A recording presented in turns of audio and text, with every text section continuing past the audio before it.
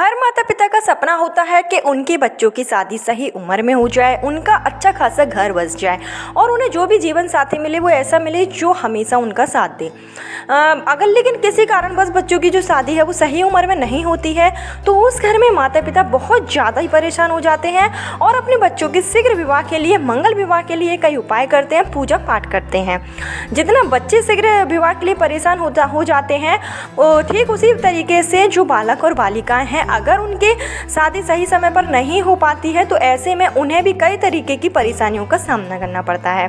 तो अगर आपके घर में भी कोई ऐसे बच्चे हैं, बच्चियां हैं जिनकी शादी सही समय पर नहीं हो पाई है, बच्चा देखने में भी अच्छा है और अच्छी खासी जॉब भी करता है, लेकिन अगर अभी तक शादी के योग नहीं बन पाए हैं, शादी होते होते हुए भी रुक जाती है, कई बार आपको लगता है कि इस बार शादी का जो रिश्ता है वो पक्का होकर रहेगा, लेकिन किसी कारणवश शादी अगर नहीं हो पाती है, कई बार लड़के वाले मना कर देते हैं तो कई बार लड़की वाले मना कर देते हैं और जो शादी है वो सही समय पर नहीं हो पाती है, बच्चों की जो उम्र है वो निकलती चली जा रही है, 30 साल 35 साल या फिर उससे भी ज़्यादा हो गई है और अभी तक अगर शादी के योग नहीं बने हैं या फिर आप चाहते हैं कि आपकी जो शादी है मनपसंद हो, आप किसी एक इंसान से शादी करना चाहते हैं लेकिन आपकी कुंडली में कहीं ऐसे दोष हैं जिसके कारण आपकी जो शादी है वो नहीं हो पा रही है, तो उसके लिए यह वीडियो है आपके लिए। और इस वीडियो में एक सरल सा उपाय बताया गया है जो कि आपको करना है सीता नवमी के दिन। सीता नवमी जो कि इस बार 2024 में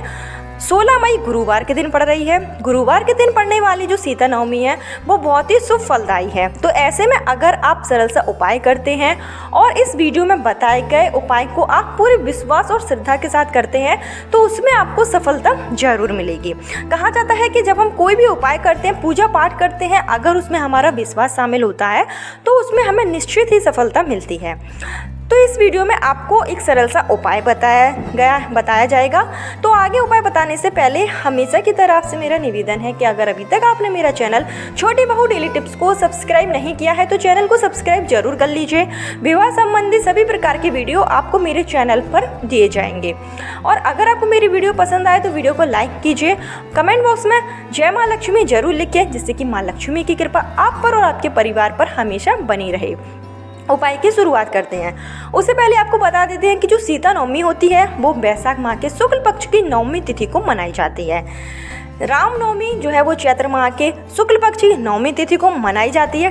ठीक उसी के एक महीने के बाद में सीता नवमी मनाई जाती है। और हमारे हिंदू धर्म में जिस तरीके से रामनवमी का महत्व होता है उसी तरीके से सीता नवमी का भी महत्व होता है। सीता जी जो कि माँ लक्ष्मी का स्वरूप है, माँ लक्ष्मी की कृपा अगर हमारे ऊपर होती है तो सीता माता की कृपा भी हमारे ऊपर रहती है। ऐसे में हमें जो उपाय करना है वो करना है तुलसी के गमले के पास में। तो तुलसी के गमले के पास में आपको यह उपाय करना है। तो अगर आपके घर में तुलसी का पौधा है तो बहुत अच्छी बात है, और अगर आपके घर में तुलसी का पौधा नहीं है या फिर सूख गया है तो आपको क्या करना है कि सीता नवमी के दिन ही आपको अपने घर के उत्तर पूर्व दिशा में तुलसी का एक पौधा लगाना है। उत्तर पूर्व दिशा जो कि ईशान कोण होता है और घर की सबसे पवित्र जगह होती है, तो इस जगह पर आपको एक तुलसी का पौधा लगाना है और उसके बाद में आपको उपाय करना है। अब आपको उपाय करना कैसे है तो वो आप अच्छे से समझ लीजिए। तो आपको जो तुलसी का गमला है उसको आपको इस दिशा में रख देना है और आपको बैठ जाना है आसन बिछाकर। पीले कलर का आपको आसन बिछाना है। अगर आपके पास पीले कलर का आसन नहीं है तो जो भी आपके पास हो, बस काले कलर का नहीं होना चाहिए, पीले या लाल कलर का हो, दोनों में से कोई भी चल सकता है, उस पर आपको बैठ जाना है। और आपको तुलसी जी में सबसे पहले एक लोटा जल चढ़ाना है और आपको एक घी का दीपक जलाना है।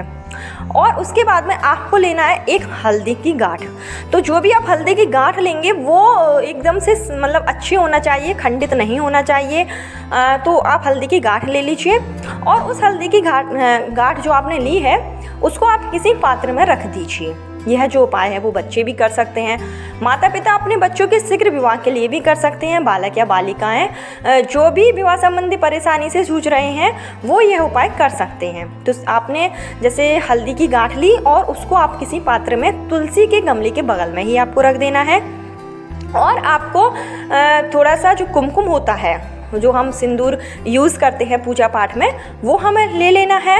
और आपको जो कुमकुम है उसकी आपको 3 बिंदियाँ हल्दी की गांठ पर लगानी है अपनी अनामिका उंगली से। अब आपको लगानी कैसे है?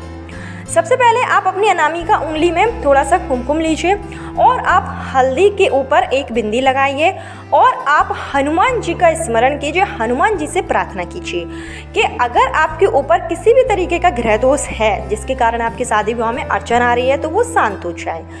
दूसरी बिंदी आपको ठीक उसी तरीके से अनामिका उंगली, जो कि सबसे छोटी उंगली होती है, उसके बगल वाली जो उंगली होती है वो अनामिका उंगली कहलाती है, उसमें आपको पुनः सिंदूर ले लेना है और हल्दी की जो गांठ है उसके ऊपर लगाना है। और आपको एक बात ध्यान रखनी है कि आपको जो हल्दी के ऊपर जो आप बिंदी लगाएंगे वो अलग अलग लगाना है, एक ही जगह पर आपको बिंदियां नहीं लगानी है। जैसे आपने एक लगा ली, उसके बाद में आप थोड़ी ही बगल में दूसरी बिंदी लगाइए। और इस बार आपको हनुमान जी का स्मरण करना है और हनुमान जी से आपको प्रार्थना करनी है कि अगर आपके ऊपर कोई नज़र दोष है तो वो दूर हो जाए, हनुमान जी आपकी शीघ्र शादी के लिए जो भी बाधा आ रही है वो दूर करें। ठीक इसी तरीके से आपको तीसरी बार अनामिका उंगली में सिंदूर लेना है और आपको तीसरी बिंदी लगानी है और आपको हनुमान जी से प्रार्थना करनी है कि अगर आपके ऊपर पितृदोष है, क्योंकि पितृदोष अगर हमारे ऊपर होता है, हमारे घर में होता है, तो घर में जो मांगलिक कार्य होते हैं वो रुक जाते हैं। तो हनुमान जी से आपको प्रार्थना करनी है कि अगर आपके ऊपर किसी भी तरीके का पितृदोष है तो वो शांत हो जाए और आपकी शीघ्र विवाह के योग बन जाए। इतना काम आपको हल्दी की गांठ से कर लेना है। उसके बाद में आपको लेना है एक लाल कलावा जो कि हम पूजा पाठ में यूज़ करते हैं, जो हम अपने हाथों में बांधते हैं रक्षा सूत्र की तरह, तो वो आपको लाल कलावा लेना है। और जो लाल कलावा है वो आपको हल्दी की गांठ के ऊपर 3 बार आपको लपेट देना है। 3 बार जब आप हल्दी की गांठ के ऊपर यह कलावा लपेटेंगे तो उसके बाद में आपको गांठ नहीं लगानी है, सिर्फ आपको लपेट देना है और जो धागा है ऐसे ही छोड़ देना है। उसके बाद में जो हल्दी की गांठ है, तो इतना आपने हल्दी की गांठ में यह उपाय कर लिया, हनुमान जी से आपने प्रार्थना कर ली। उसके बाद में आपको जो उपाय बताया जा रहा है वो आप सुबह भी कर सकते हैं और सीता नवमी के दिन आप शाम को भी कर सकते हैं। तो जब आपने हल्दी की गांठ के साथ यह उपाय कर लिया, उसके बाद में आपको जाना है ऐसे मंदिर में जहाँ पर सीता माता और राम जी की मूर्ति हो, फोटो नहीं हो, इस बात का ध्यान रखना है। आपको ऐसे मंदिर का चयन करना है जहाँ पर सीता माता और राम जी की मूर्ति हो और नियमित रूप से उसकी पूजा पाठ होती हो, तो वहाँ पर आपको जाना है और ये हल्दी की गांठ आपको अपने साथ में लेकर जाना है। एक शुद्ध देसी घी का दीपक तैयार कीजिए, वो भी आपको अपने साथ में लेकर जाना है। तो जब आप मंदिर में पहुँच जाएँ, उसके बाद में आप जो दीपक लेकर गए हैं वो दीपक आपको सीता माता के पास में, राम जी के पास में जला देना है और जो हल्दी की गांठ है वो आपको सीता माता के चरणों में रख देना है और आपको प्रार्थना करनी है कि हे माता, अगर मेरी शादी विवाह में जो भी अड़चनें आ रही हैं, जो भी ग्रह दोष हैं, वो शांत हो जाए। राम जी से आपको प्रार्थना करनी है और साथ ही साथ आपको राम स्तुति का पाठ करना है या फिर आप जानकी स्तुति का भी पाठ कर सकते हैं। सीता नवमी के दिन अगर हम हनुमान जी का यह उपाय करते हैं तो हम सभी जानते हैं कि जो हनुमान जी हैं वो सीता माता और राम जी के प्रिय भक्त हैं। तो हनुमान जी से के लिए अगर हम कोई उपाय करेंगे तो उसमें हमें सफलता आपको अगर आप कहीं मतलब मनपसंद अगर आप शादी करना चाहते हैं तो आपको उसका मतलब स्मरण करना है और आपको भगवान से प्रार्थना कर रही है कि आपकी जो शादी है वो इस जगह पर हो जाए।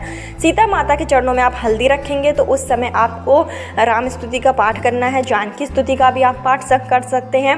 इस उपाय को करने से आपके जीवन की जितनी भी परेशानी होगी, जो भी आपके ग्रह दोष होंगे, वो अपने आप ही शांत हो जाएंगे। सीता नवमी के दिन बहुत ही शुभ दिन होता है और सीता माता जो होती है लक्ष्मी माता का स्वरूप बताई गई है और तुलसी माता भी माँ लक्ष्मी का ही स्वरूप है। तो इस तरीके से अगर हम उपाय करते हैं तो हमारे मार्ग में जो भी अड़चनें आ रही हैं वो दूर हो जाती है साथ ही साथ। और इस बार की जो सीता नवमी है वो गुरुवार के दिन पड़ रही है, तो अगर हम यह उपाय करेंगे तो अगर हमारी कुंडली में गुरु ग्रह कमजोर है, जो कि विशेषकर लड़कियों की शादी के लिए कम महत्वपूर्ण माना जाता है, अगर लड़कियों की शादी में गुरु ग्रह कमजोर होता है तो शादी विवाह में अड़चन आती ही है। तो अगर हम गुरुवार के दिन तुलसी माता का यह उपाय करेंगे, हनुमान जी से प्रार्थना करेंगे, हल्दी की गांठ का उपाय करेंगे तो हमारे जीवन की सभी समस्याएं विवाह के योग बनेंगे।